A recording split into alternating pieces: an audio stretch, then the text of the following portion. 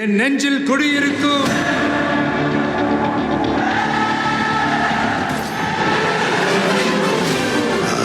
தளபதி.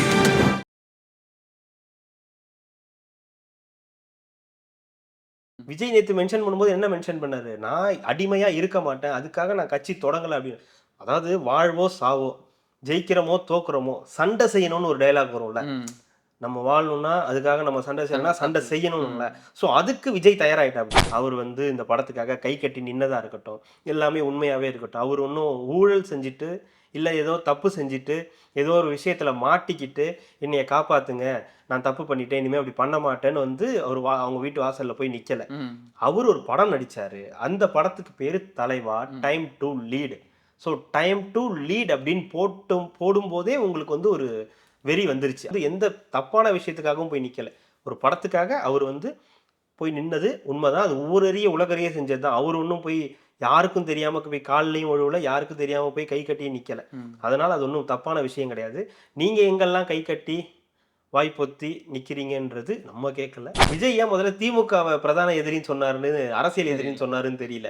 First அதிமுகவை தான் சொல்லியிருக்கணும். நீங்க தான் என்னோட பிரதான எதிரின்னு. ஆனா பட் அவர் பெரிய எதிரியா கன்சிடர் பண்ணலன்றதுனால ஃபர்ஸ்ட் திமுக ஆளுங்கட்சி திமுகவா இருக்கு அப்படின்றதுனால ஊழல், குடும்ப வாரிசு இப்படிலாம் சொல்லியதுனால போயிருக்காரு.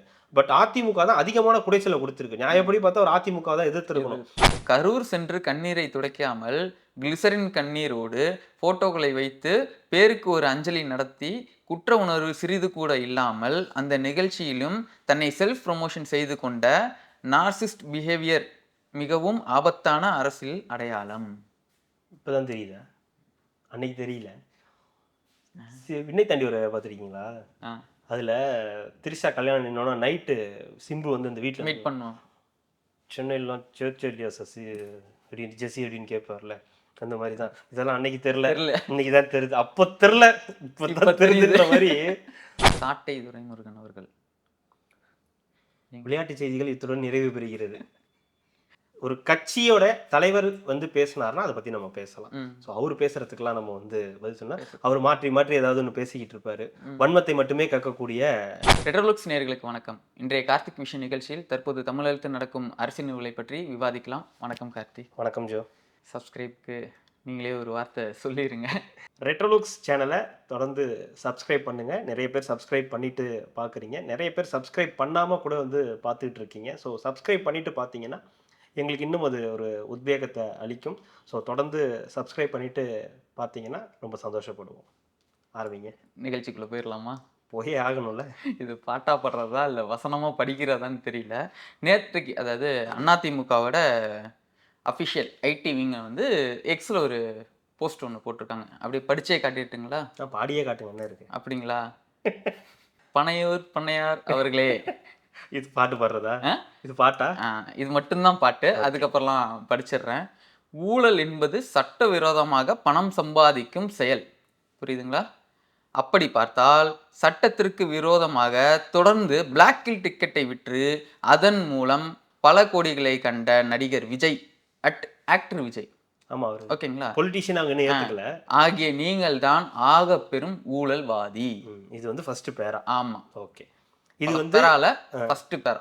அதாவது இது எதுக்கான எதிர்வினை அப்படின்னா, நேற்று தினம் வந்து விஜய் அவர்கள் பேசிய அந்த பேச்சு, இந்த ஊழல் சக்தி அப்படின்னு சொன்னார் இல்லையா? அதாவது இத்தனை நாள் வரைக்கும் திமுகவையும் பாஜகவையும் தான் அவர் எதிரின்னு வந்து சொல்லிட்டு இருந்தாரு. அதிமுகவை பெருசா கண்டுக்கல. அதுக்கு 2-3 காரணங்கள் இருந்துச்சு. ஒருவேளை கூட்டணிக்கு போற மாதிரி இருக்குமோன்ற ஒரு நிலை இருந்துச்சு. இல்லைன்னா அவங்கள வந்து யாரா ஒருத்தரை தான் டார்கெட் பண்ணணும். சும்மா எல்லாரையும் வந்து இவங்க என்னோட எதிரி, இவங்க என்னோட எதிரின்னு சொல்ல முடியாது. ஸோ 2 எதிரி, ஒன்று திமுக, இன்னொன்று பிஜேபி தான். ஸோ ஏடிஎம்கேவை அவர் வந்து பெருசாக கன்சிடர் பண்ணலை. அதனால வந்து அது ஒரு ரீசனாக இருந்துச்சு. ஆனால் நேற்றைய தினம் வந்து இப்போ கூட்டணிலாம் இல்லை, அவர் என்டிஏக்குள்ளார போகலன்றதை உறுதிப்படுத்தணும். ஸோ டைரெக்டாக நாங்கள் என்டிஏ கூட்டணிக்கெல்லாம் போகலன்னு சொல்ல முடியாது. ஏன்னா அவங்க தான் வந்து ஒரு முதன்மை சக்தி, சிஎம் வேட்பாளர் அப்படின்ற அளவுக்கு போனதுனால அதை நேராக சொல்லாமல் ஊழல் சக்தி அதிமுக, அதாவது ஆண்ட கட்சி ஆளுங்கட்சி, இப்போ ஆண்ட கட்சி ஊழல் சக்தி அப்படின்ற, அப்புறம் அடிமை அப்படின்ற ஒரு விஷயத்த வந்து மென்ஷன் பண்ணியிருந்தார். இதெல்லாம் சேர்த்து வச்சு நேற்று ஏடிஎம்கே, நல்லா நோட் பண்ணுங்க, ஏடிஎம்கேலேருந்து எந்த தலைமையும் இதை சொல்லலை, எந்த தலைவரும் சொல்லலை, முக்கியமான தலைவர் யாரும் சொல்லலை. ஐடி விங், அஃபிஷியல் ஐடி விங்லேருந்து வந்து சொல்லியிருக்காங்க. எடுத்தோடனே பனையூர் பண்ணையார் அவர்களே அப்படின்ற மாதிரி போட்டிருந்தாங்க. அதுலேயே தெரிஞ்சிருச்சு எவ்வளோ காண்டா இருக்காங்க ஏடிஎம்கே வந்து எவ்வளோ காண்டாகிருக்கு அப்படின்றது நம்மளால புரிஞ்சிக்க முடியுது. ஏன்னா நடிகர் விஜய்னு அவரை அப்படி சிறுமைப்படுத்தி சொல்லணும்னு நினச்சிருந்துருக்கலாம், இல்லை வேற ஏதாவது ஒரு வார்த்தையை பயன்படும். ஆனால் பனையூர் பண்ணையார் அப்படின்னும் போது இணையத்தில் இப்போ திமுகவில் இருக்கக்கூடிய அந்த நபர்களால் யூஸ் பண்ணக்கூடிய வார்த்தை தான் இந்த பனையூர் பண்ணையாருன்ற வார்த்தை. ஸோ அதை அவங்க எடுத்துக்கிட்டு பனையூர் பண்ணையாருன்னு சொல்லியிருக்காங்க. அப்புறம் பிளாக்ல டிக்கெட் விற்கிறத பற்றி, எந்த படத்துக்கும் விஜய் போய் பிளாக்ல டிக்கெட் விற்க மாட்டார். இது வந்து எந்த நடிகரும் போயிட்டு அவங்க படத்துக்கு பிளாக்ல நிறைய நடிகரோட படத்துக்கு பிளாக்ல இல்லை, நேரில் போனாலே டிக்கெட் வாங்கிடலாம். ஆனால் இவர் படத்துக்கு பிளாக்லலாம் டிக்கெட் வாங்கணுன்றதுனால பிளாக்ல டிக்கெட் விற்க வேண்டிய அவசியம் விஜய்க்கு இல்லை. ஆனால் விஜய் படத்துக்கு பிளாக்ல டிக்கெட் விற்கிறாங்கன்றது உண்மை தானே. ஏன்னா டிக்கெட் இல்லை, அதை வந்து அதிக ரேட்டு கொடுத்து விற்கிறாங்க. அது யார் பண்ணுறா? தேட்டர் ஓனர்கள், தேட்டருக்கு அந்த வெளியில் இருக்கக்கூடியவங்க, இந்த ஆன்லைனில் புக்கிங் பண்ணுறவங்க, இவங்க தான் வந்து தேட்டரில் வந்து இந்த மாதிரி புக்கிங் இந்த பிளாக் டிக்கெட் விற்கிறாங்களே தவிர விஜய் சம்மந்தப்பட்டவர்களோ போய் பிளாக்ல டிக்கெட் விற்க வேண்டிய அவசியம் அவங்களுக்கு கிடையாது. அதில் கிடைக்க போகிற ஒரு 1000 2000 இல்லை லட்சங்கள்லேயே வச்சுங்களேன், அது அவங்களுக்கு ஒன்றும் ஒரு பெரிய விஷயம் கிடையாது. அவங்களுடைய படத்தை பார்க்கணும், அந்த அபிமானத்தில் மக்கள் வந்து பிளாக்ல டிக்கெட் வாங்கி பார்க்குறாங்க. இதுக்காக ஒரு குரல் கொடுக்கலாம், நீங்கள் வந்து பிளாக்ல டிக்கெட் வாங்கி பார்க்காதீங்கன்னு விஜய் கிட்ட சொல்ல தான் முடியும். அவங்க போய் நீங்கள் இப்போ பேனருக்கு பால் ஊற்றாதீங்க, கட் அவுட்டுக்கு கும்பாபிஷேகம் பண்ணாதீங்க, பாலாபிஷேகம் பண்ணாதீங்கன்னு தான் சொல்ல முடியும். போய் ரொம்ப ஸ்ட்ரிக்டாகவும் அவங்கள வந்து சொல்ல முடியாது. அவங்களாம் சொல்லியும் பார்த்துட்டாங்க, விஜயோ அஜித்தோ ரஜினியோ கமலோ எல்லாருமே சொல்லிட்டாங்க. ஆனால் அவங்களுடைய அபிமான ரசிகர்களுக்கு இப்போ கூட அஜித் அவர்களுடைய இந்த ரீரிலீஸ் மங்காத்தாவுக்கு வந்து கேம்பா கோலாவை கொண்டு போய் ஊத்துறாங்க. இதுக்கு முன்னாடி ரொம்ப பெருமையாக சொல்லுவாங்க, அவருக்கு வந்து இது கூல்ட்ரிங்க்ஸ் இதெல்லாம் ஆட்லாம் இருக்கு. ஆனால் இப்போ வந்து ஒரு ஆடுக்கு வராரு, அந்த ஆடோட கோலாவை கொண்டு போய் ஊத்துறாங்க. இதுக்கு முன்னாடி விஜய்க்கு வந்து வந்திருந்தது, அவர் வந்து கோலா ஆட்லாம் நடிச்சாரு, அவரே போய் கத்தி படத்தில் நடிக்கிறாருன்னு. இப்போ அஜித் வந்து ஒரு இதுவாக இருந்து விதிவிலக்கா இருந்தார். இப்போ அஜித்தும் அந்த இடத்துக்கு வந்துட்டாருன்றதுனால அவரும் இப்போ அந்த கேம்பா கோலாலாம் போய் ஊற்றி பண்ணார். ஸோ ரசிகர்களை நீங்கள் அவ்வளோ சீக்கிரம் வந்து சாட்டிஸ்ஃபை பண்ண முடியாது. நீங்கள் அதெல்லாம் பண்ணக்கூடாது, நீங்கள் ரொம்ப அமைதியாக இருக்கணும், படம் ஹீரோ என்ட்ரி அவங்க கூட கையை கட்டிட்டு தான் படம் பார்க்கணும், பேப்பரை கிழிச்சு போடக்கூடாதுலாம் சொல்ல முடியாது. அதெல்லாம் ஒரு ஆர்வ மிகுதியில் பண்ணுறது. அது வந்து உயிருக்கு ஆபத்து இல்லாத வகையில் வரைக்கும் ஓகே. மற்றபடி போய் பிளாக்ல டிக்கெட் விற்று அதில் வர வருமானம், அதெல்லாம் அவங்களுக்கு வருமானம் இல்லை. அதுக்கு ப்ரொடியூசர் இருக்காங்க, ப்ரொடியூசர் பணம் கொடுப்பாங்க, அந்த பணத்தில் அவங்க பணம் வாங்கிப்பாங்க, அதோட முடிஞ்சு போச்சு. இந்த பிளாக்ல டிக்கெட் விற்று பிளாக்ல டிக்கெட் விற்கிறாங்கன்னா அப்போ அந்த ஹீரோவோட அந்த வேல்யூ பார்த்துக்கோங்க. அப்போ உங்களுக்கு அதுதானே விஷயம். பிளாக்ல டிக்கெட் வாங்கி பார்க்குற அளவுக்கு வெறி கொண்ட ரசிகர்கள் விஜய்க்கு இருக்காங்க. அதை வந்து பிளாக்ல வந்து டிக்கெட் விற்கிறாங்கன்னு சொல்றதெல்லாம் எனக்கு என்னமோ இல்லை. அதுக்கு கீழே நிறைய பேர் இருக்காங்க, ப்ரொடியூசர் இருக்காரு, அதுக்கப்புறம் அந்த தேட்டர் ஓனர்ஸ் இருக்காங்க, டிஸ்ட்ரிபியூட்டர் இருக்காங்க. ஸோ அந்த மாதிரி வந்து இதெல்லாம் தாண்டி வந்து விஜய் தான் வந்து சொல்லியிருக்காரு. இப்போ உங்களுக்கு சொல்றதுக்கு விஷயம் இல்லை, அதுதான் இந்த பிளாக்ல டிக்கெட் விற்கிற அப்படின்ற ஒரு விஷயம். இது இன்னும் அவ்வளோ பெரிய இதெல்லாம் இன்னும் பெட்டராக எழுதியிருந்திருக்கலாம். ஃபர்ஸ்ட் பேராக பெட்டராக எழுதியிருந்திருக்கலாம். மத்திய அரசிற்கு அடிமை என்பது அதிமுகவின் வரலாற்றிலேயே இல்லாத ஒன்று. எப்படி சிரிக்காம படிச்சீங்க? சிரிக்காமல் எப்படி படிச்சீங்க? அதை மறுபடியும் படிங்க, மறுக்கா படிங்க. மத்திய அரசுக்கு அடிமை என்பது அதிமுகவின் வரலாற்றிலேயே இல்லாத ஒன்று. எப்போ? 2016 வரைக்கும். ஆமா, ஜெயலலிதா இருந்த வரைக்கும் இல்ல. அதுல மென்ஷன் பண்ணிருக்கா ஜெயலலிதா இருந்த வரை அப்படின்னு எதுவும் மென்ஷன் பண்ணலையா? இல்ல. எப்போதெல்லாம் மாநில நலனுக்காக உரிமைகளுக்கும் சோதனை வருகிறதோ அப்போதெல்லாம் தமிழகத்திற்கான உரிமைகளை போராடி பெற்று மக்களின் நலன்களை வாதாடி பெற்ற இயக்கம் எங்கள் அஇஅதிமுக என்றும் பேர் இயக்கம்.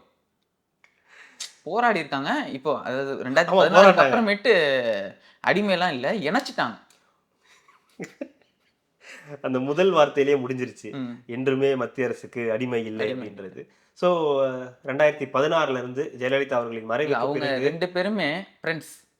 வரேன் 2016க்கு பிறகு என்னெல்லாம் இங்கே நடக்குதுன்றத மக்கள் பார்த்துக்கிட்டு இருக்காங்க, அந்த கட்சிகள் பார்க்குறாங்க. உங்கள் கட்சியில் என்ன நடந்தது அப்படின்றத பார்க்குறாங்க, உங்கள் கட்சியை யார் இயக்குறாங்கன்றத பார்க்குறாங்க, ஓபிஎஸ் என்ன பண்ணாருன்றதை பார்க்குறாங்க, எடப்பாடி பழனிசாமி என்ன பண்ணாருன்றதை பார்க்குறாங்க, டிடிவி தினகரன் என்ன பண்ணாருன்றதை பார்க்குறாங்க, சசிகலாவுக்கு என்ன நேர்ந்ததுன்றதை பார்க்குறாங்க. ஓகே. ஆனால் நீங்கள் வந்து மத்திய அரசுக்கு அடிமை இல்லை. அதெல்லாம் நீங்கள் வந்து ஜெயலலிதா இருக்கும்போது சொல்லுங்கள். ஜெயலலிதா அவர்கள் இருக்கும்போது அவங்க என்னெல்லாம் பண்ணியிருக்காங்க, அவங்கள யாரெல்லாம் வந்து பார்ப்பாங்க, அவங்க என்னெல்லாம் சொல்லியிருக்காங்க, மத்திய அரசை பற்றி அவங்க என்ன சொல்லியிருக்காங்க, லேடியா மோடியா, அதெல்லாம் அவங்க வந்து டைரெக்டாக வந்து அட்டாக் பண்ணது, இதெல்லாம் இருந்துச்சு. அதற்கு பிறகு நீங்கள் அந்த மாதிரி ஏதாவது ஒன்று பண்ணியிருக்கீங்களா? சரி, அப்படி பண்ண நீங்கள் என்னைக்காவது அதை 2017 நீங்கள் வந்து சொன்னீங்க, 2021 தேர்தலுக்கு இப்போலாம் முடிஞ்சதுக்கப்புறம் சொன்னீங்க, இனிமேல் கூட்டணியே கிடையாது, 2026 இல்லை, 31 இல்லை, 36 இல்லை அப்படின்னு சொன்னீங்களே. சொல்லி அடுத்த ஒரு 5-6 மாதத்துலேயே வந்து மறுபடியும் கூட்டணி வைக்கிற மாதிரி ஒரு நிலைமை வந்துச்சு. எப்படி நீங்கள் வந்து இந்த வார்த்தையை வந்து முதல் வார்த்தையை அந்த ஐடிவிங்க அஃபிஷியல் வந்து இது நிஜமாவே எனக்கு ஏடிஎம்கேலேருந்து யாரும் தெரிஞ்சு எழுதுனாங்களா, இல்லை ஐடிவிங் அஃபிஷியல்லே நைட்டில் ஏதோ ஒன்று எழுதி போட்டுருவோம் அப்படின்னு போட்டாங்களான்னு தெரியல. எப்படி இது போட முடியுதுன்னு தெரியல. அடிமையால் ஏன்னா உங்களோட வாசகமே இப்படி ஆகி போச்சு. விஜய் நேற்று மென்ஷன் பண்ணும்போது என்ன மென்ஷன் பண்ணாரு, நான் அடிமையா இருக்க மாட்டேன், அதுக்காக நான் கட்சி தொடங்கலை அப்படின்னு. அதாவது வாழ்வோ சாவோ, ஜெயிக்கிறோமோ தோக்குறோமோ சண்டை செய்யணும்னு ஒரு டைலாக் வரும்ல. நம்ம வாழணும்னா அதுக்காக நம்ம சண்டை செய்யணும்னா சண்டை செய்யணும்ல. ஸோ அதுக்கு விஜய் தயாராகிட்டா. அப்படி அதுக்கு என்னென்ன பிரச்சனை இருக்குது, ஜனநாயகனில் ஒரு பிரச்சனை இருக்குது, கரூரில் சிபிஐ பிரச்சனை இருக்குது, இப்படின்னு ஏகப்பட்ட பிரச்சனைகள் ஒரு பக்கம் இருக்குது. தனியாக நிற்கணும், 234க்கு கேண்டிடேட் போடணும், அவங்களெல்லாம் காப்பாற்றணும், ஒற்றுமையாக இருக்கணும்னு ஏகப்பட்ட பஞ்சாயத்து இருந்தாலும் நான் தனியாக நிற்கிறேன்னு ஒரு ஸ்டாண்ட் எடுக்கிறார். அடிமையாக இருக்க மாட்டேன்றார். நீங்கள் முதல் வரி இது ஒரு 3வது வரியாக போட்டிருந்தா கூட யாருக்கும் தெரிஞ்சிருக்காது. முதல் வரியாக போட்டு எவ்வளோ பெரிய பேர். இப்போ பாருங்க ரீசெண்ட் டேஸில் நடந்ததெல்லாம் டிடிவி தினகரன் இவர் இப்படி திரும்பிக்கிட்டு இருந்தாங்க. டக்குன்னு உள்ள வந்து அதெல்லாம் இல்லை, அப்படி இல்லை, இப்படி இல்லை, என்னென்னலாம் பேசுகிறாங்க. நாங்கள்லாம் பங்காளி சண்டை தான் போட்டுக்கிட்டு இருந்தேன், பங்காளி சண்டை இத்தனை வருஷமாக போட்டுட்டு இருந்தீங்க, நான் திடீர்னு இப்போ வந்து இல்லைன்னு சொல்கிறீங்க அப்படின்னு. ஸோ 2வது லைனுமே எனக்கு 2வது பேராவுமே எனக்கு வந்து இதுவாக இல்லை. இன்னும் பெட்டராக பண்ணியிருந்திருக்கலாம், இன்னும் பெட்டராக பண்ணியிருந்திருக்கலாம். அப்படின்னு பார்த்தோன்னா போஸ்டர் ஃபுல்லாகவே பெட்டராக தான் பண்ணியிருக்கணும். இருங்க ஏதாவது நல்லது இருக்கும், நீங்கள் சும்மா ஏதாவது சொல்லாதீங்க. 3வது பாயிண்ட் நல்ல பாயிண்டாக இருக்கும் பாருங்க. திரைப்படம் வெளியாக வேண்டுமென்ற அன்றைய முதல்வர் வீட்டில் 5 மணி நேரம் கை கட்டி காத்திருந்து வெளியிட்ட படத்தின் பெயரை நாங்கள் சொல்லலாம். வெளியிட்ட படத்தின் பெயரை நாங்கள் சொல்லவா? அது எல்லாருக்கும் தெரியும், நீங்க சொல்ல தேவையில்லை. தலைவா அது வந்து ஸ்பெஷல் மென்ஷன். இப்போ தலைவான் போறதுக்கு கொஞ்சம் தயக்கப்பட்டு அதை வந்து அது ப்ரொமோஷன் ஆயிடுச்சுன்னா விஜய்க்கு இதுக்கப்புறம் தான் ப்ரொமோஷன் ஆகணுமா? தலைவா படத்துக்கு இல்ல விஜய்க்கே கேட்குறேன். விஜய்க்கு நீங்க ஒன்று எல்லாரும் தான் கொடுக்குறீங்களே ப்ரொமோஷன், அப்புறம் என்ன ஸ்பெஷல் ப்ரொமோஷன் இருக்கு? இல்ல இந்த எந்த விதமான எதிர்பார்ப்பும் இல்லாமல் உதவிய முதலமைச்சர் பெயரை நீங்கள் சொல்லுகிறீர்களா? இது வந்து மாஸ்டர், இது ஓகேங்களா? இது வந்து மாஸ்டர், இது முன்னாடி உள்ளது தலைவா. ஓகேங்களா? இந்த மாஸ்டர் வந்து 2000 அந்த கொரோனாக்கு அப்புறம் வந்தது. அந்த எடப்பாடியை போய் பார்த்து வந்து ஸ்பெஷல் இதுக்கு வந்து கேட்டது. அதுக்கு முன்னாடி உள்ளது வந்து ஜெயலலிதா அவர்கள் தலைவா படுத்தது. இது வந்து ஒரு பெருமையான விஷயம் கிடையாது. இந்த விஷயத்துக்கு எல்லாரும் என்ன சொல்றாங்க, விஜய் வந்து இப்படி கை கட்டி நின்று அவர் வந்து கேட்டார் 5 மணி நேரம். அப்படியே சரி ஓகே, 5 மணி நேரம் அவர் கொடநாட்டில் போய் நின்னதா இருக்கட்டும், அவர் வந்து இந்த படத்துக்காக கை கட்டி நின்னதா இருக்கட்டும், எல்லாமே உண்மையாவே இருக்கட்டும். அவர் ஒன்றும் ஊழல் செஞ்சுட்டு இல்லை ஏதோ தப்பு செஞ்சுட்டு ஏதோ ஒரு விஷயத்துல மாட்டிக்கிட்டு என்னைய காப்பாத்துங்க, நான் தப்பு பண்ணிட்டேன், இனிமேல் அப்படி பண்ண மாட்டேன்னு வந்து அவர் அவங்க வீட்டு வாசல்ல போய் நிக்கல. அவர் ஒரு படம் நடிச்சாரு. அந்த படத்துக்கு பேரு தலைவா, time to lead. So time to lead அப்படின்னு போடும்போதே உங்களுக்கு வந்து ஒரு வெறி வந்துருச்சு. அது அப்போ இருந்த சிஎம்க்கு அவ்வளோ ஒரு வெறி வந்துருச்சு.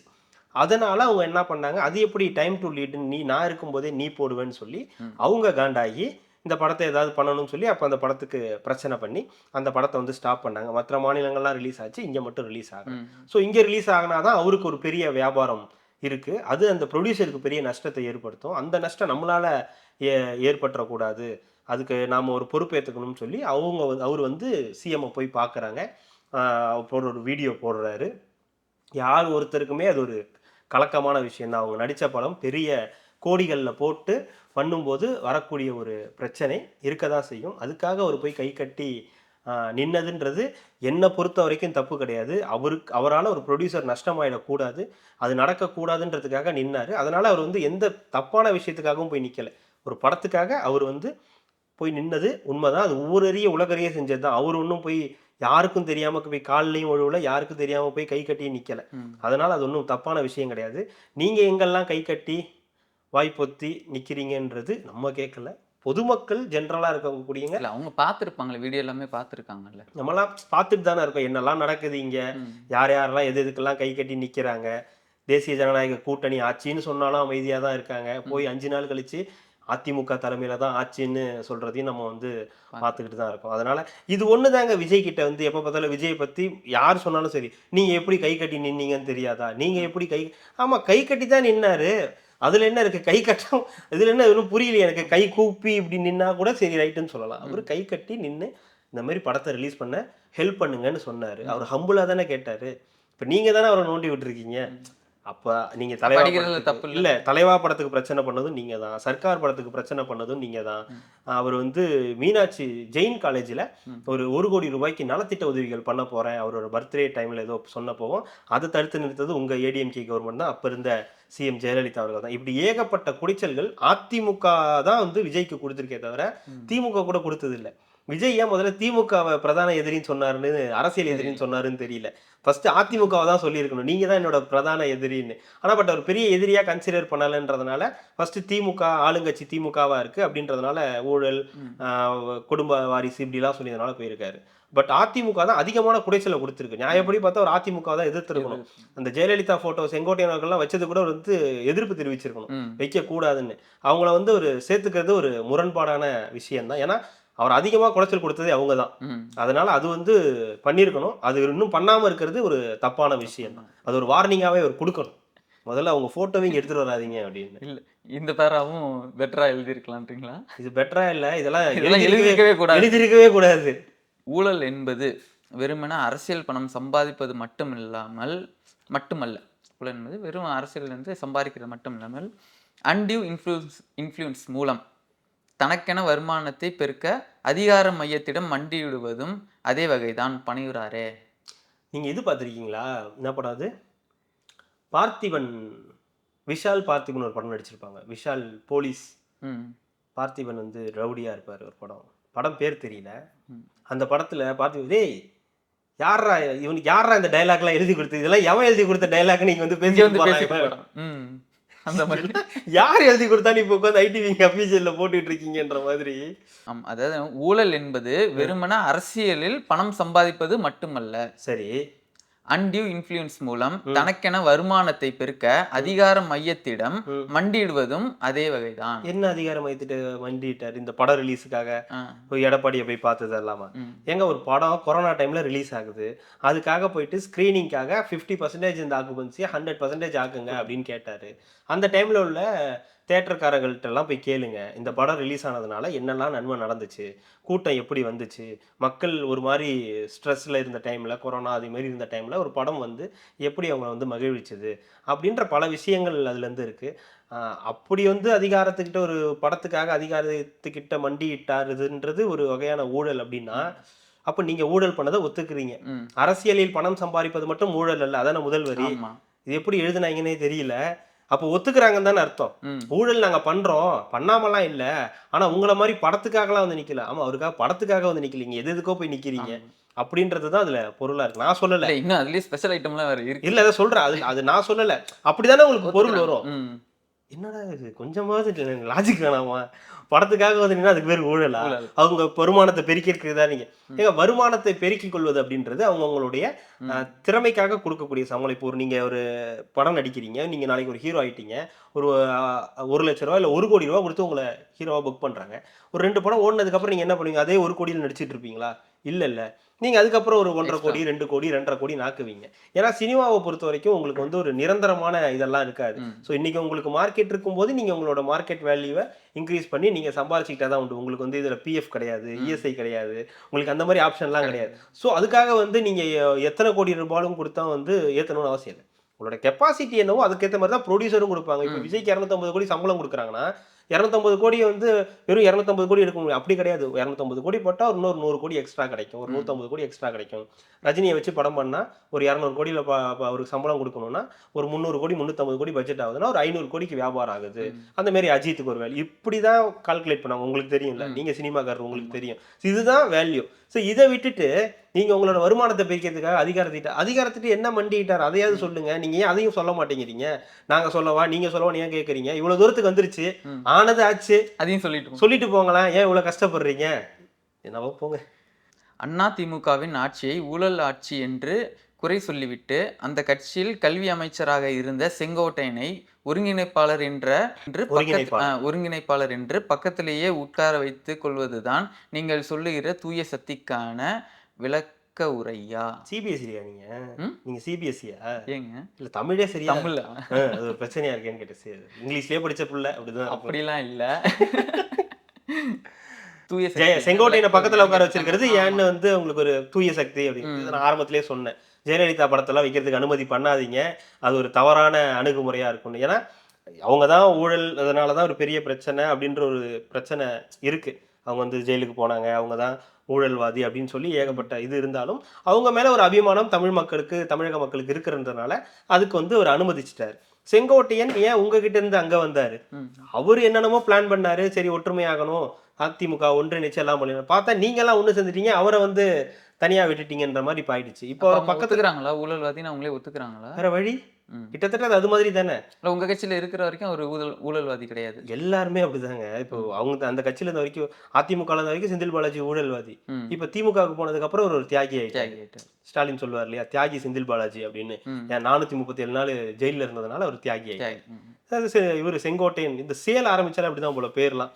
செங்கோட்டையன் அப்படிதான். இப்போ அங்க இருந்த வரைக்கும் எதுவும் சொல்லல. இப்போ அவர் வந்து அங்க போனதுனால இப்போ நீங்க அவர் எப்படி பக்கத்துல வச்சுட்டு தூய சக்தின்னு சொல்றீங்கன்னு கேக்குறீங்க. ம். அப்போ அவர் உங்ககிட்ட இருந்த வரைக்கும் ஒரு எப்படியாப்பட்ட நபரா இருந்தாரு, நீங்க எப்படி பார்த்துக்கிட்டு இருந்தீங்கன்னு பல கேள்விகள் இருக்கதான் செய்யுது. ஸோ இதுவுமே வந்து ஏத்துக்கிற மாதிரி இல்லை. ஸோ இவங்கள்ட்ட விஜய் அடிக்கிறதுக்கு சரியான பாயிண்ட்ஸ் இல்லை பெரிய அளவுக்கு. இது அதாவது திரைத்துறையை வச்சு பிளாக் பண்றாங்க. பாத்தியா நீ வந்து டிக்கெட் பிளாக்ல அடிக்கிறதுட்டு பணக்கார ஆயிட்ட, பாத்தியா நீ வந்து ரசிகர்களை வச்சு இப்படி ஆயிட்ட. ஏதாவது அரசியலை பத்தி ஏதாவது சொல்லுங்க. அதை விட்டுட்டு நீங்க வந்து ஊழலை பத்தி. மணிமேகலை இந்த பொண்ணு பார்க்க போற மூமெண்ட்ல மேகலை ரெண்டு தெய்வங்களும் மாறி மாறி உண்மையை சொல்லிட்டு இருக்குன்ற மாதிரி இப்பதான் உண்மை எல்லாமே வெளியில வருது. அதாவது செங்கோட்டையை வச்சுக்கிறதுனால அவர் வந்து ஒரு ஊழல்வாதியா வந்து கவனிக்கப்படுறாரு. அப்படி இது எப்படி சொல்ல முடியும்? செங்கோட்டையின் மீது சில பல விமர்சனங்கள் இருக்கலாம், ஆனா ஊழல்வாதின்னு சொல்ற அளவுக்கு எனக்கு தெரியல. எனக்கு சரியா ஞாபகம் இல்லை அவருக்கு அந்த மாதிரி வழக்குகள் இருக்கா என்னன்னு. வழக்கு போடுங்க. அவங்க ஆட்சியில இருந்த மாதிரி தான் நடக்கும். செந்தில் பாலாஜி எப்படி அங்க இருந்தப்போ ஊழல் பண்ணாரோ அந்த மாதிரி தான் அங்க இருக்கும்போது ஏதாவது நடந்திருக்கும். இங்க இன்னும் இதுக்கே வரல. இப்பதான் ஃபர்ஸ்ட் எலெக்ஷனே சந்திக்க போறாங்க, அப்புறம் எங்கிறது போய் அவர் மேல வழக்கு போடுறது. இல்ல உங்களுக்கு அந்த அளவுக்கு தெரிஞ்ச ஒரு பெரிய ஊழல்வாதின்னு நீங்க போட வேண்டியதானே வழக்கு. பிஜேபி கூட கூட்டணி வச்சுட்டு என்னென்ன பேச்சு பேசுறீங்க ஊழல்வாதி எல்லாம் பத்தி நீங்க என்னமோ. சரி விடுங்க. நீங்கள் செய்தீர்களோ இல்லையோ, ஆனால் கரூரில் 41 பேரின் மரணத்திற்கு நீங்களும் ஒரு காரணம் தானே. அதற்கான பிராயச்சித்தங்களை செய்யாமல் என்ன வழக்கு வரப்போகிறதோ என்ற பயத்தில் 72 நாட்களுக்கு மேல் பனையூரில் பதுங்கி 15 நாட்கள் கட்சியின் அலுவலகத்திலேயே மூடி வைத்தீர்களே, இதுதான் நீங்கள் இவ்வளவு பெரிய வீரர் என்பதற்கான விடை. செப்டம்பர் 27 கரூர் சம்பவம் நடந்து முடிஞ்சதுக்கு அப்புறம் விஜய் வந்து பிரஸை சந்திக்கல, அதனால வீட்டுக்கு வந்துட்டாரு. 3 நாள் முடங்கிட்டாரு எல்லாம். அதுக்கப்புறம் நடந்தது எல்லாம் உலக மக்கள் அறிவார்கள்.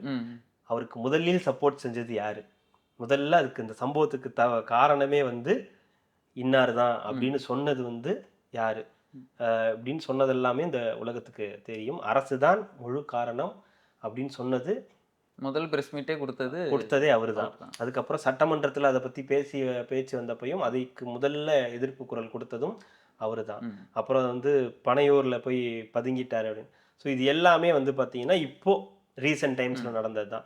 ஸோ இந்த அவர் கரூர் சம்பவத்துக்கு பிறகு அவர்கிட்ட என்டிஏ அலையன்ஸ்ல வந்துருங்கன்னு சொல்லி பேசினதும் இதே கூட்டணி தான், இதே ஆட்கள் தான். ஸோ அப்போ அவருக்காகலாம் தேவடு காத்துட்டு இருந்துட்டு வந்துட மாட்டாரா பிஜேபி அலையன்ஸுக்கு முன்னாடி விஜய் வந்துட மாட்டாரா, விஜய் நம்ம கொடி பறக்குது வச்சாச்சுன்னு சொன்னீங்க, போட்டாச்சு கொடி பறக்குதா அப்படின்னு கேட்டதெல்லாம் வந்து யாருன்னு தெரியும். தவம் இருந்துன்னு சேரன் எடுத்ததை விட தவம் இருந்தது வந்து யாருன்றது உலகத்துக்கே தெரியும். நம்ம சொல்றதுக்கு ஒன்றும் இல்லை. இது வந்து சேம் அதே தான். இப்போ கரூர் மேட்டர்ல வந்து இவங்க தான் வந்து ஃபர்ஸ்ட் வாலண்டியரா வந்து சப்போர்ட் பண்ணாங்க. ஸோ அப்போ கூட எல்லாரும் என்ன சொன்னாங்க, விஜய் வந்து எடப்பாடிக்கு நன்றி சொல்லணும், விஜய் வந்து அவருக்கு நன்றி சொல்லணும், விஜய் வந்து ராகுல் காந்திக்கு நன்றி சொல்லணும்னு. இது நன்றி சொல்றதுக்கான வேலை கிடையாது. ஏன்னா அவங்களுக்காக அவங்க பேசியிருக்காங்க. அது வந்து ஒரு இது கிடையாது, பரிவு அடிப்படையில் கிடையாது, பாசத்தின் அடிப்படையில் இல்லை, அரசியலின் அடிப்படையில். நமக்கு இது சாதகமான சூழல், அந்த சூழலை நம்ம பயன்படுத்திக்கணும். அப்போ அதாவது இப்போ என்ன சொல்றாங்க, கரூர் சம்பவத்தில் மட்டும் எடப்பாடி மட்டும் இல்லைன்னா அவ்வளோதான் அப்படின்னு ஒன்றா இருக்காது. இன்னும் கொஞ்சம் இன்க்ரீஸ் ஆகியிருந்திருக்கும். அந்த விஷயத்தை டைவெர்ட் பண்ணுறதுக்கு வேற ஏதாவது பண்ணுற மாதிரி இருந்திருக்கும், இல்லை அதை வந்து வேற மாதிரி ஹேண்டில் பண்ணுற மாதிரி இருந்திருக்கும். அவங்க பேசினாங்க, சப்போர்ட் பண்ணாங்கன்றதெல்லாம் உண்மை. அது எல்லாமே விஜய்க்காக இல்லை, அவங்களுடைய அரசியலுக்காகவும் அதை வந்து செஞ்சாங்க. அப்படிலாம் பண்ணால் கூட்டணிக்கு வந்துடுவாரு, இப்போ அவருக்கு ஒரு நெருக்கடியான நிலை இருக்கு, நம்ம கூட கூட்டணி வந்துட்டா நம்ம பலம் ஆயிடுவோம் அப்படின்லாம் நினைச்சாங்க. நடக்கலை. அவர் இப்போ ஊழல் சக்தின்னு சொல்லிட்டாரு, வேற வழி இல்லை. நீங்க செய்தீர்களோ செய்யலையோ, ஏன்னா இப்போ செஞ்சீங்கன்னு சொல்ல முடியாது. ஏன்னா அன்னைக்கு வேற மாதிரி பேசிட்டு இன்னைக்கு அந்த மாதிரி சொன்னா என்ன சொல்லுவாங்கன்னு தெரியும். அதனால செய்தீர்களோ செய்யலையோ, ஏன்னா சிபிஐ விசாரணையிலையும் இருக்கு அப்படின்றதுனால போட்டாங்க. ஸோ இதனாலதான் இப்ப நன்றி சொல்லலைன்றது இப்போ உங்களுக்கு தெரிஞ்சிருச்சா, ஏன் நன்றி சொல்லலைன்னு. இது எப்ப வேணாலும் படம் எடுக்கும், இந்த பாம்பு எப்ப வேணாலும் திடீர்னு இந்த படம் பெரிய படம், நம்ம நடிக்கிறத விட இவங்க எல்லாம் பயங்கரமா நடிக்கிறாங்களேன்னு சொல்லி அவருக்கு ஒரு இது தெரிஞ்சிருக்கும். அதனால அவர் நன்றி சொல்லாது, இப்ப நன்றி சொல்லணும்னு சொன்னவங்களுக்கு எல்லாம் இப்ப தெரிஞ்சிருக்கும், கரெக்டா தான் செஞ்சிருக்கா, நன்றி சொல்லாம இவங்களை பத்தி தெரிஞ்சுதான் வந்திருக்கான் போல அப்படின்னு சொல்லி யோசிச்சிருப்பாங்க, கண்டிப்பா யோசிச்சிருப்பாங்க. உலக வரலாற்றிலேயே முதன் முறையாக, அதாவது டிவில இந்திய தொலைக்காட்சிகளில் முதல் முறையாக திரைக்கு வந்து திரைக்கே வராத கந்தன்மலை. இப்ப எதுக்கு அதை போட்டு திடீர்னு தோணுச்சுங்க.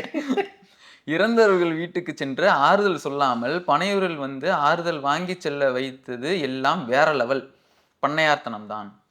இதற்காக உங்களுக்கு டாக்டர் பட்டமே கொடுக்கலாம். டாக்டர் பட்டம் ஏற்கனவே கொடுத்துட்டாங்க. அழகிய தமிழ் மகன் டைம்லயே கொடுத்துட்டாங்க. திருப்பி வேற கொடுக்குறாங்க. இவங்க கொடுப்பாங்க, ஏடிஎம்கே ஆட்சிக்கு வந்துச்சுன்னா கொடுப்பாங்கன்னு நினைக்கிறேன்.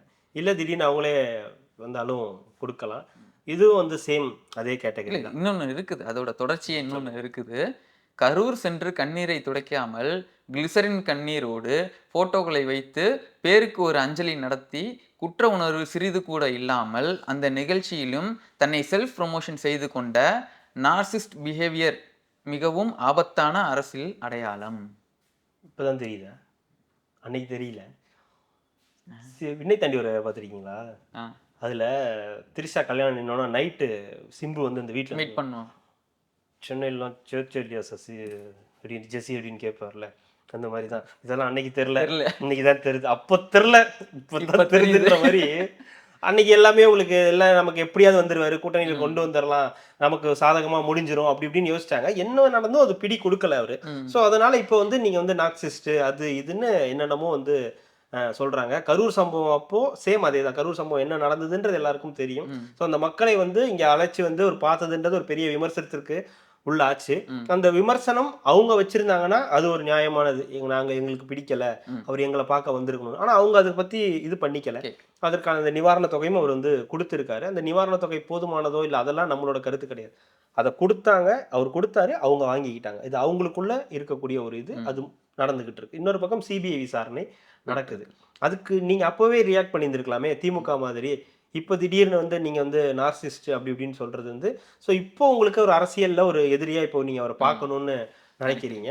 அதனால் இப்போ இப்படி ஒரு கருத்தை வந்து தெரிவிச்சிருக்காங்க. இதெல்லாம் வந்து டூ லேட்டு. இதெல்லாம் நீங்கள் இப்போ அடிச்சிருக்க கூடாது. விஜய் அவர்கள் அப்போவே வந்தோடனே நீங்கள் அடிச்சிருந்தீங்கன்னா அது நியாயமாக இருந்திருக்கும். நீங்கள் அப்போ வந்து வெயிட் பண்ணி ஓகே நம்ம வந்து எப்படியாவது கூட்டணி சேர்த்துடலாம், எப்படியாவது ஜெயிச்சிடலாம் அப்படின்ற ஒரு எண்ணம் இருந்துச்சு. அந்த எண்ணத்தை அவர் உடைச்சதுனால வேற வழி இல்லாம இன்னைக்கு இவ்வளவு பெரிய பேராவா எழுத வேண்டிய நிலைமை ஆயிப்போச்சு. எந்த அளவுக்கு எரியுதுன்றது இதுல இருந்தே தெரிஞ்சிருச்சு. எரியுதடி மாலா, அதான் ஃபேனை போடு, ஃபேன் 100ல வெயின்ற அளவுக்கு அந்த அளவுக்கு காட்டு தீயா. இதுல என்னன்னா ஓவராலா நம்ம சொல்ல வேண்டிய விஷயம், நேற்றைய பேச்சு அப்படின்றது பொதுவெளியில பெரிய அளவுல வந்து பரபரப்பை ஏற்படுத்தியிருக்கு. அதுவும் அதிமுகவை பத்தி பேசணும்னா அது இன்னும் பெரிய பரபரப்பை ஏற்படுத்துச்சு. அதற்கு அதிமுக இப்படி ஒரு எதிர்வினை ஐடி விங்ல இருந்து வந்திருக்கு, நேரடியா வரல. ஐடி விங்ல இருந்து வந்ததுனால அப்புறம் செல்லூர் ராஜு போன்றவர்கள்லாம் வந்து நேரடியா வந்திருக்கு. அவங்களோட பங்காளி வரேன் பேசியிருக்காங்க. ஆனா இன்னமும் உங்களுக்கு ஒரு ஐடியா இருக்கு, அதனால தலைமையில இருந்து வரல. இன்னமும் வந்துருவாரு, கூப்பிட்டுறலாம் அப்படின்ற மாதிரி. ஆனா இதை விட மோசமான சம்பவங்கள்லாம் 2011க்கு முன்னாடி நடந்திருக்கு. விஜயகாந்த் வெர்சஸ் ஜெயலலிதா. ஸோ அவர் வந்து குடிக்கிறத பத்தி அவங்க பேசினது, அதுக்கு அவர் ஒரு பதில் சொன்னது அப்படின்னு ஏகப்பட்ட பஞ்சாயத்து இருந்தப்போ அவங்க எல்லாம் சேர்ந்து வந்து கூட்டணியை வந்து அமைச்சிருக்காங்க, ஜெயிச்சிருக்காங்க. அப்படி ஒரு வாய்ப்பு இன்னும் நமக்கு இருக்கு அப்படின்னு நம்புறாங்க. அதனாலதான் இந்த பனையூர் பண்ணையாரு இந்த மாதிரி விஷயத்தோட நிறுத்தியிருக்காங்க. இல்லைன்னா இன்னும் எக்ஸ்ட்ரீம் வந்து போவாங்க. ஸோ அதனால இப்போதைக்கு ஐடிவிங்க வச்சு அடிச்சிருக்காங்க. இன்னொருத்தர் யாரை கேட்டீங்க? பங்காளி டிடிவி ஐயா வந்து ஐயா போட்டியே இல்லையா தேர்தல்ல, நீங்க எல்லாம் போட்டிடுங்க நான் வரல அப்படின்ட்டாரா. அப்புறம் எதுக்கு போய் இணைஞ்சிங்க? அவர் வந்து ஆனா எம்பி தான் அப்படின்ற மாதிரி ஒரு முடிவுல இருக்காரு. ஸோ அதனால மற்றவர்களுக்கு வாய்ப்பு கொடுக்க போறோன்ற மாதிரி சொல்லியிருக்காரு. அவரும் வந்து இதுக்கெல்லாம் வந்து இதே தான், அவரும் சேம் தான். டிக்கெட்டு பிளாக் ஆசைப்படாத தலைவர். உண்மைதான். பதவிக்கு இந்த பதவிக்கெல்லாம் ஆசைப்படாத தலைவர். பதவிக்கு ஆசைப்பட மாட்டார் அவரு, இது ஆசைப்படுவாரு, அது விட்டுருங்க. இது வந்து இந்த மாதிரி அவரும் சொல்லுவாரு, சேம் பிளாக் டிக்கெட் இந்த மாதிரிலாம் அவரும் சொல்லியிருக்காரு. வேற ஏதாவது சொல்லுங்களேன் ப்ளீஸ், பெட்டரா ஏதாவது தயவு செஞ்சு வேற ஏதாவது ஒண்ணு அரசியல். வெளியில வர சொல்லியிருக்காரு, வெளியில வர சொல்லியிருக்காரு அவரு. விஜய் கொஞ்சம் வாங்க, வெளியில வாங்க, பாருங்க பிரஸ் மீட்டை சந்திங்க, வெளியில வாங்கன்னு கூப்பிட்டுருக்காரு. கூப்பிட்டாங்க, இல்லைன்னா உள்ள போட்டுருவோம்னாங்க. வெளியே வந்து எங்க கூட சேர்ந்துருங்க என்டிஏல, இல்லைன்னா உள்ளதான் அப்படின்றதுனால தலைவன் வந்து பேசி டிவி கிட்ட பேசிட்டு இருந்தவர் இல்ல வரட்டாமே டொருன்னு அங்க போயிட்டாரு. இல்லன்னு வச்சுக்க இங்கதான் வந்திருப்பாருன்னு வச்சுக்கோங்களேன். இந்நேரத்துக்கு இந்த இதுக்கெல்லாம் பதிலடி கொடுத்துருப்பாரு. இந்நேரத்துக்கு டிடிவியே இறங்கி எடப்பாடிக்கு கொடுத்துருப்பாரு. ஆனா இப்ப என்ன பண்றது, 2 பேரும் ஒரே இடத்துல உட்காந்து காதுக்குள்ளார பேசுற அளவுக்கு வந்து 2 பேரும் நெருங்கிய நண்பர்கள் ஆயிட்டாங்க. சேம் அதே தான். அதே பிளாக் டிக்கெட்டு, அதே கையை கட்டி நின்னது, அதே வந்து அடிபணிஞ்சு போனதுன்னு இதே தான். ஸோ வேற ஏதாவது புதுசா அரசியல்ல அவர் இப்படி பண்ணாரு, அப்படி பண்ணாருன்னு சொல்லுங்க. அந்த அதாவது மாதிரி சொன்னீங்கன்னா இன்னும் பெட்டரா கொஞ்சம் இருக்கும். விஜய் வளரணும், இன்னும் நல்லா வளரணும் அப்படின்னா திமுகவும் அதிமுகவும் நல்லா கூட்டணி வளர்ந்து தான் வச்சு இருக்காரு. அனுஷ்கா கூடலாம் ஹைட்டா தான் இருப்பாரு. அப்படிங்களா? ம். அந்த இந்த இடத்துல வளர்ச்சி இந்த இல்ல. நகைச்சுவை தேவையில்லாதது. அதுதான். அரசியல்ல இன்னும் நல்லா பெரிய ஆளா இன்னும் வரணும்னா திமுகவும் இல்ல அதிமுகவும் கூட்டணி வளர்ந்துட்டாரு. வச்சு இல்ல. நான் அடிக்கலாம். சீரியஸா சொல்றேன். அவர் வந்து நல்லா வளர்ந்துட்டு தான் இருக்காரு. காரணம் என்னன்னா, திமுக கூடயும் அவருக்கு இப்ப பிரச்சனை, அதிமுக கூடயும் பிரச்சனை. பிரச்சனை. ஸோ இப்போ வந்து அவங்க 2 பேருமே அவருக்கு வந்து ஒரு எதிரியா தான் பார்க்குறாங்க. நேற்றைய அறிக்கை அதுக்கு ஒரு உதாரணம். அப்புறம் தொடர்ந்து திமுக அவர் மேல வைக்கக்கூடிய விமர்சனங்கள் எல்லாமே ஒரு பக்கம் போயிட்டு இல்ல இருக்கு. 2 கட்சி மட்டும் தான் சொல்லியிருக்கீங்க. 3வது ஒண்ணு இருக்குது. இங்க வரேன். இல்ல நான் இத முடிச்சிடுறேன். இந்த 2 கட்சியுமே வந்து விஜய வந்து டார்கெட் பண்றாங்க. ஸோ திமுக கூட தான் அவருக்கு வந்து பெரிய பிரச்சனை இருந்தது. திமுக ஐடிவிங்கள் ஒரு பக்கம், மத்த இந்த இணைய நபர்கள்லாம் ஒரு பக்கம் அடிச்சுக்கிட்டு இருந்தாங்க. இப்போ அதிமுகவும் களத்துல இறங்கியிருக்கு. அதிமுகவையும் அவர் வந்து இப்போ எதிர்க்க வேண்டிய ஒரு சூழல் இருக்கு. இது என்ன ப்ளஸ்ஸா இருக்கும்னா, 2 பேரும் விஜய வந்து டார்கெட் பண்றாங்க. இது வந்து அவருக்கு ஒரு பெரிய இதுவா இருக்கும். ஆனா இது வந்து ஒரு பெரிய வளர்ச்சிக்கு தான் உதவும். 2 பேரும் சேர்ந்து அடிக்க ட்ரை பண்றாங்க அப்படின்னும்போது, ஏதாவது ஒரு பக்கம் அவருக்கு ம். ப்ளஸ் இல்ல ஆயிட்டே தான் இருக்கும். அதிமுகவோட இன்னொன்னு அவுட் வந்து செங்கோட்டையன் அவர்களுக்கு வந்து தெரியும். தெரியும். தெரியும் அப்படின்றப்போ, நம்ம இந்த விஷயங்கள்லாம் பேசுனா, அவங்க இந்த விஷயத்த வச்சு ட்ரிகர் ஆவாங்க. அடிப்பாங்கன்ற ஒரு தெரியும். விஷயம் இருக்கு. தெரிஞ்சிருந்தே இந்த மாரி திருப்பி ஏன் அடிக்கிறாங்க? யாரு அதிமுகவா? ஆ. அதிமுக அடிக்காம இருந்துச்சுன்னா, இன்னும் அவங்களுக்கு ஒரு வீக் பாயிண்ட்டா இருக்கும்ல. இப்படி ம். அடிக்காம இருந்தா, நம்ம என்ன எதிர்பார்க்குறாங்க அப்படின்ற மாரி ஒரு பாயிண்ட் இருக்கும். ஸோ, இப்போ அவர் கூட்டணிக்கு வரலன்றது கிட்டத்தட்ட ஆல்மோஸ்ட் முடிஞ்சிருச்சு. ம். வரமாட்டாருன்ற. ஸோ, இப்போ இதுக்கப்புறம் அடிக்காம இருக்கிறது அவங்களுக்கு நல்லது கிடையாது. ஊழல் சக்தின்னு சொல்லி அடிக்காம இருந்தாங்கன்னா, அவங்களுக்கு ஒரு அவமானம்ன்றதுனால, உடனே இறங்கி அடிக்க ஆரம்பிச்சுட்டாங்க. அவங்க அண்ணா பத்தி, எம்ஜிஆர பத்தி, ஜெயலலிதா பத்திலாம் பேசினப்போ கூட அமைதியா இருந்திருக்காங்க. ம். எவ்வளோ விஷயங்கள் அண்ணாமலை அவர்கள்லாம் பேசினப்பலாம் கூட அமைதியா இருந்திருக்காங்க. கூட்டணியில இருக்கும்போது, அண்ணாதுரை அவர்களை பற்றிலாம் பேசும்போது கூட அமைதியா இருந்திருக்காங்க. ஆனா இன்னைக்கு ஊழல் சக்தின்னு சொன்னோனே அவங்களுக்கு பயங்கரமான கோவம் கோவம் வந்துருச்சு. வந்துருச்சு. உடனே பனையூர் பண்ணையார் அவர்களே அப்படின்னு எழுத ஆரம்பிச்சு ம். பயங்கரமான ஒரு ரைட்டிங்லாம் போட்டு யாரோ ஒருத்தர் எழுதி குடுத்திருக்காரு. ம். ஸோ அதோடைய வெளிப்பாடு தான். பட் ஆனா விஜயோட வளர்ச்சிக்கு இது உதவும். 2 பக்கமுமே வந்து அடிக்கிறாங்கன்னும் அடிக்கிறாங்க. போது பொதுமக்கள் பார்ப்பாங்க. ஓ! நீங்க 2 பேரும் அடிக்கிறீங்களா? ம். அப்போ அந்த பையன் கரெக்ட்டா இருக்கான். அப்படின்ற மாரி ஒரு தோற்றம் வரும். இன்னொரு பக்கம் வந்து ஆ, திமுக தமிழ் வெல்லும் வெல்லும் தமிழ் பெண்கள் தமிழ் பெண். மாநாடுன்னு ஒண்ணு நடத்திக்கிட்டு இருக்காங்க. ஆமா. ஸோ இன்னைக்கு கூட அது நடந்துகிட்டு இருக்கு. தஞ்சாவூர்ல. ஆமா. நம்ம பார்த்த மாரியே தான். ஒரே ஃபோட்டோவ ஏஐ ம். பண்ணி எல்லா பக்கமும் ஒரே பெண்கள் இருக்க மாரி நடுவுல ஸ்டாலின் அவர்கள் இருக்கிற மாரியான ஒரு சம்பவம் வந்து ம். போயிட்டு இருக்கு. இதுக்கு காரணமும் ஒரு சர்வே தான். அந்த ம். சர்வே வந்து விஜய்க்கு அதிகமான பெண்கள் ஓட்டு விழுவதற்கான வாய்ப்புகள் இருக்கு ம். அப்படின்ற ஒரு கண்ணோட்டம் இருக்கு. அதுக்கு ஒரு சர்வேவும் நடந்திருக்குன்னு சொல்றாங்க. அந்த ம். சர்வேல பெண்கள் ஓட்டு விஜய்க்கு அதிகமா போகுதுன்னோனே, இந்த மாதிரியான வெல்லும் தமிழ் பெண்கள் மாநாடு அப்படின்னு நிறைய விஷயங்கள பண்ண ஆரம்பிக்கிறாங்க. ஸோ விஜய் ஒரு பெரிய த்ரெட்டா இந்த 2 பேருக்குமே வந்து இருக்காரு. இருக்காங்க. வெறுமனே சும்மா சொல்லல. அவங்க வந்து உண்மையாவே விஜய்க்கு பெரிய ஆதரவு இருக்கு. ம். நம்மளுடைய விமர்சனங்கள், அரசியல் விமர்சனங்கள், அவங்களுடைய போராட்டங்களை எல்லாம் தாண்டி நம்ம பார்க்கும்போது, பெரிய ஆதரவு தளம் கீழ இருக்க தான் செய்யுது. ரொம்ப சிம்பிள். அன்னைக்கு பெட்ரோல் பங்க்குக்கு போய் பெட்ரோல் போட போனேன். அவர் வந்து அவரு என்னைய பார்த்துட்டு அ பேசினாரு. என்ன ஏதோ ஒண்ணு சம்திங் பேசிட்டு ம். இருக்கும்போது அவரு சொன்னாரு, "இந்த தடவ விஜய் தான்ப்பா" அப்படின்னாரு. அவருக்கு ஒரு 55, 56 வயசு இருக்கும். ம். "ஏன் அப்படி சொல்றீங்க? எப்படி சொல்றீங்க?" அப்படின்னு. "இல்ல இல்லப்பா. எல்லாரையும் பார்த்தாச்சு. அந்த பையனுக்கு ஒரு வாய்ப்பு குடுத்து தான் பார்க்கணும்" அப்படின்னாங்க. "நீங்க சொல்லுவீங்க எல்லாரும் ம். "ப்பா எல்லாரும் போடுவாங்கப்பா. நீ என்ன நினைக்கிற நீ? நீ வேணா பாரு. நீ வேணா நீங்க தானே பெட்ரோல் போடுற. நீ வா. ம். நான் உனக்கு எலக்ஷன் முடிஞ்சோனே அவன்ட்ட பேசுறேன் பாரு. நீ கண்டிப்பா சொல்லுவ" அப்படின்னாரு. ஸோ நான் சொல்றது எளிய மக்கள்ட்டயும் விஜய் போய் சேர்ந்திருக்காரு. ஒரு நடுத்தர குடும்பத்தினர்ட்டயும், ஏழை குடும்பத்தினர்ட்டயும் விஜய் போய் சேர்ந்திருக்காரு. என்ன ரீசன்னா, விஜய் வந்து ஒரு பெரிய நட்சத்திர அந்தஸ்துள்ள நடிகர். பிளஸ் ஊழல் பண்ண மாட்டேன்னு நேத்து வரைக்கும் அவர் சொன்ன ம். விஷயங்கள், எனக்கு ஊழல் பண்ண வேண்டிய அவசியம் இல்லன்னு சொன்ன விஷயமா இருக்கட்டும். ம். அதை விட பெண்களுடைய வாக்க விஜய் வந்து ரொம்ப இழுக்கிறார். புல் பண்றாரு. காரணம் சமரசமே இல்ல. ம். சட்டம் ஒழுங்குல நான் சமரசம் பண்ணிக்கவே மாட்டேன். அதுவும் பெண்களுக்கு எதிரான கொடுமைகள நான் வந்து பொறுத்துக்கவே மாட்டேன் அப்படின்னு சொல்ற விஷயங்கள் ஏற்கனவே விஜய்க்கு ரசிகர்களாக, ரசிகைகளாக இருக்கக்கூடியவங்க, அவர் அண்ணனா பார்க்கக்கூடியவங்கலாம் அவருக்கு ஒரு ம். பெரிய பிளஸ். ஸோ அந்த அடிப்படையில தான் இப்ப திமுக கூட வெல்லும் தமிழ் பெண்கள் மாநாடுன்னு போன்ற விஷயங்கள்லாம் பண்ண வேண்டிய கட்டாயத்துக்கு ம். ஆளாயிருக்காங்க. இதுல அதிமுகவுடைய நிலை தான் பெரிய கேள்விக்குறி. பெண்கள் ஓட்டுன்றது இப்ப எப்படின்னு தெரியல. இப்ப 2000 குடுக்குறேன்னு இருக்காங்க. பிளஸ் ஆண்களுக்கும் இலவச இலவச பஸ்லாம் சொல்லியிருக்காங்க. இது எந்த அளவுக்கு ஒர்க் அவுட் ஆகுன்றது தெரியல. பட் விஜய அவங்க சாதாரணமா பார்க்கல. விஜய் ஒரு த்ரெட்டா தான் இருக்காரு. பெரிய பிரச்சனைய 2 கட்சிக்குமே அவர் குடுப்பாரு. குடுத்துருக்காரு. அடுத்தது சாட்டை துரைமுருகன் அவர்கள். விளையாட்டு செய்திகள் இத்துடன் நிறைவு பெறுகிறது. முடிச்சுக்கலாமா? முடிச்சுக்கலான்றீங்களா? இல்ல போதுமானது. இது ஒரு கட்சியோட தலைவர் வந்து பேசினார்னா அதை பத்தி நம்ம பேசலாம். ம். ஸோ அவர் பேசுறதுக்கெல்லாம் நம்ம வந்து பதில் சொன்னா அவர் மாற்றி மாற்றி ஏதாவது ஒன்று பேசிக்கிட்டு இருப்பாரு. வன்மத்தை மட்டுமே கக்கக்கூடிய இதை பற்றி அவங்கள பத்தி நம்ம வந்து ம். பேச தேவையில்லைன்னு நினைக்கிறேன். ஸோ இதோட நிகழ்ச்சியை முடிச்சுக்கிறது நமக்கு நல்லது.